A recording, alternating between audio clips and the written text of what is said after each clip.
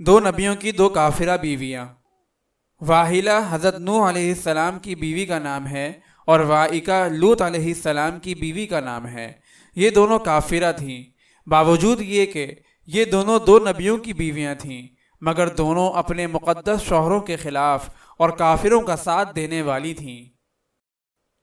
واحلہ اپنی قوم سے حضرت نوح علیہ السلام کے متعلق کہتی تھی کہ وہ دیوانے ہو گئے ہیں، معاذ اللہ، اور وائقہ حضرت لوط علیہ السلام کے خلاف جاسوسی کر کے کافروں کو خبریں دیا کرتی تھی۔ اللہ تعالیٰ کو ان کی یہ حرکتیں پسند نہ آئیں اور ان کے جہنمی ہونے کا اعلان فرما دیا گیا۔ چنانچہ یہ دونوں کافرہ عورتیں اس دنیا میں کافروں کے ساتھ ہلاک ہو گئیں۔ نوح علیہ السلام کی بیوی طوفان میں غرق ہو گئی اور لوط علیہ السلام کی بیوی بھی اس آفت میں آ کر ہلاک ہو گئی جو اس قوم پر آئی۔ یہ تو دنیا میں ہوا، اور قیامت میں جہنمیوں کے ساتھ ساتھ جہنم میں ڈال دی جائیں گی۔